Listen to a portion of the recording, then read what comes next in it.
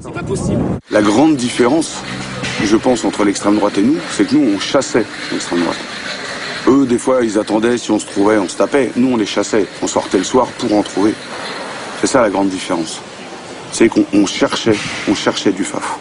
Enfin, à ma connaissance, en tout cas, à ce moment-là, ça n'existe pas dans les autres pays. Enfin, tu vois, on est vraiment les premiers ici à Paris à avoir développé cette espèce de radicalisme militant et actif, cet activisme antifa dans la rue. Bon. Et c'était surtout, à ce moment-là, on est en pleine montée du FN, etc., qui commence à faire des cartons aux différentes élections. On est tous, nous, bien conscients que c'est la partie visible de l'iceberg. Le fascisme, c'est très bien, ou le racisme et tout ça, que ça se passait beaucoup dans les bureaux. Mais nous, notre importance, c'était les militants qu'on voyait dans la rue.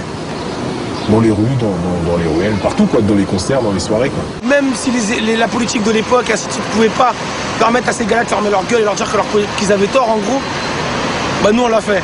Même si c'était pas encore mature, il y avait la volonté de s'inscrire dans une démarche politique et idéologique. Politiquement, il ne faut pas non plus nier l'évidence, la plupart d'entre nous sortions de l'adolescence. Qu'est-ce qu'on voyait?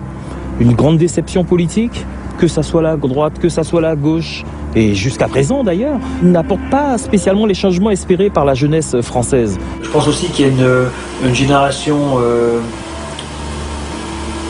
immigrée qui a une prise de conscience, qui est là depuis suffisamment longtemps pour finalement pas avoir le réflexe uniquement communautaire, mais s'impliquer socialement dans le pays, comme des jeunes Français. Je crois que ça joue quand même pas mal. Ça va être récupéré par des trucs comme SOS Racisme, hein, ça c'est flagrant, mais cette prise de conscience elle est évidente dans les quartiers. Il y a des gens qui se disent moi je suis français comme les autres et puis je ne vais pas leur laisser marcher sur les pieds. Ça c'est une réaction qui est normale. À l'époque, alors moi j'étais un jeune des cités. Sur le plan identitaire, c'était le flou total.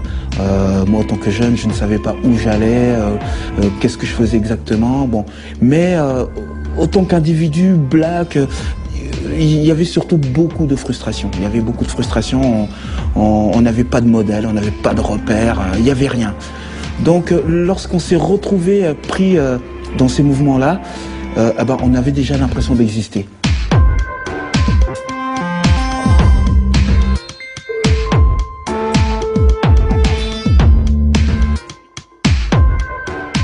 Bon, les vrais groupes de chasseurs, on devait être 3 ou 4, c'est tout.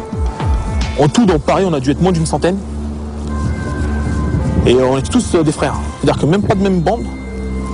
Mais quand il fallait bouger ensemble contre un groupe fasciste, solidarité, c'était respect. Moi, il n'y a pas de problème à dire. Même si entre individus, certains ne s'appréciaient pas. Quand un jour, il fallait qu'on soit tous ensemble, on était tous ensemble. Parce qu'il y avait vraiment une idée politique qui nous motivait tous. C'était combattre le fascisme en France. Cause perdue parce que maintenant on connaît les résultats. Mais bon, mais bon, il ne fallait pas laisser le pavé au groupe néo-nazi.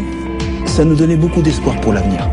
Parce que c'était vraiment ce que moi j'appelais vraiment un combat collectif. Le mouvement skinhead, bon, c'était un mouvement, on va dire, identitaire et profondément xénophobe, raciste, ce qu'on voudra, hein. Mais nous, il y avait quelque chose d'universel.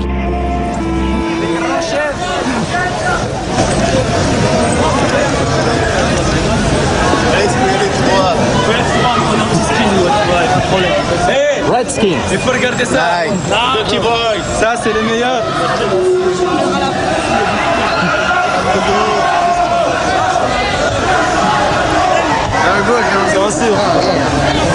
Certains groupes ont voulu nous récupérer, le Scalp, SOS Racisme et tout, pour assurer certains services d'ordre dans leurs concerts, dans leurs manifestations, chose que nous avons faite parce que bon, ça allait plus ou moins dans nos idées, mais on n'a jamais, en tant que Ducky,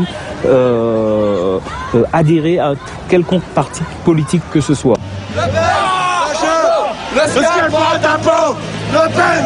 Le Scalp. Le Pen. À Saint-Cloud. C'est une merde. Il nous fait chier. C'est un fasciste.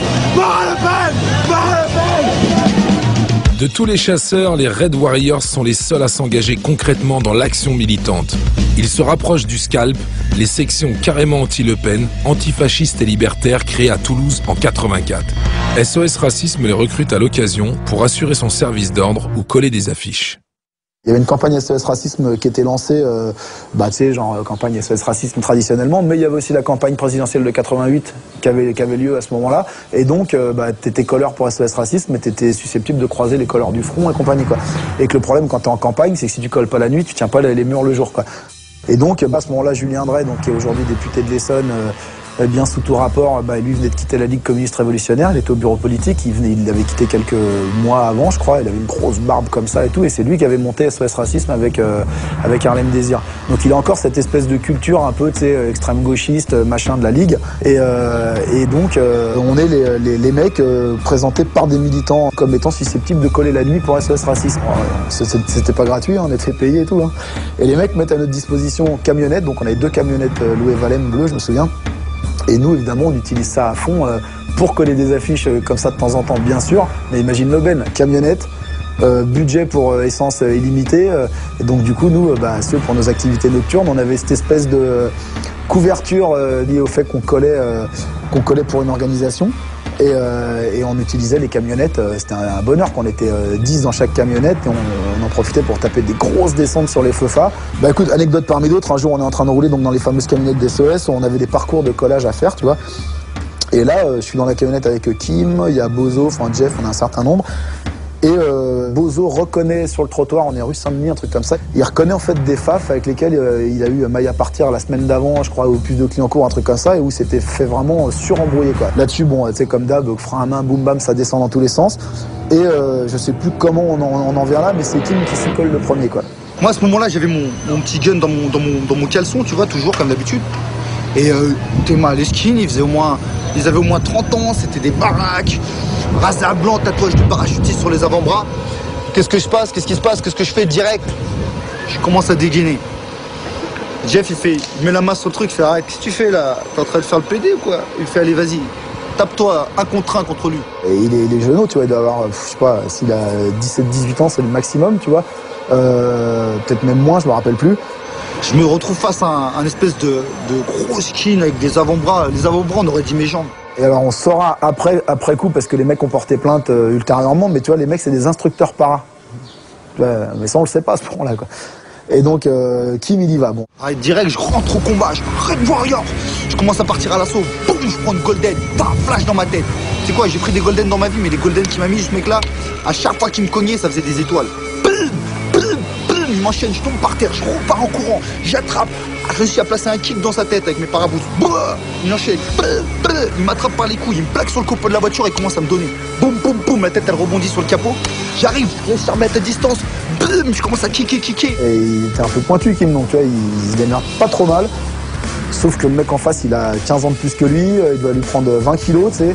Et à un moment donné, bon, le gars, il a pris, mais bon, tu sentais que c'était vraiment un mec qui fightait, quoi. Et à un moment donné, il arrive à lui rentrer une droite, mais c'est une bonne grosse droite dans l'axe, tu vois. Je commence à béton par terre. Kim, il est touché vraiment, quoi. Tu sais, il prend la patate, je le vois qu'il part sur les talons et bon, ça se complique direct, quoi. Il y a Julien qui arrive, boum, il enchaîne gauche, droite, high kick. Le mec, hop, il se rentre direct en corps à corps. Il attrape, boum, pivote, il le met sur le dos. Il se met, tu sais, comme Ultimate Fight. Donc, Julien, il réussit à se bloquer dans un coin, il tient. À ce moment-là, je vois les autres, c'était en train de s'embrouiller. Il y avait 3-4 autres mecs de l'autre côté. Ça se tapait à coups de batte et tout, ça se tapait sur mes. Moi, qu'est-ce que je vois? Il y a une batte qui tombait par terre. Je prends, j'attrape la batte de baseball. Et mon gars, il se met comme ça, perpendiculaire au mec, tu vois. Le mec, il voyait rien parce que je lui tenais la tête et tout. Et là, il fait BAH! BAH! Il lui met 2 coups de batte. Mais je te jure, le cum, il est devenu tout mou. T'sais. Genre, je le tenais, j'ai senti qu'il faisait tu sais, ça comme. Et là, le cum, il me lâche et en fait, fini. C'était super violent et voilà, à l'époque, plus c'était violent, plus c'était apprécié. Il fallait savoir qu'en face, c'était pas des enfants de cœur non plus.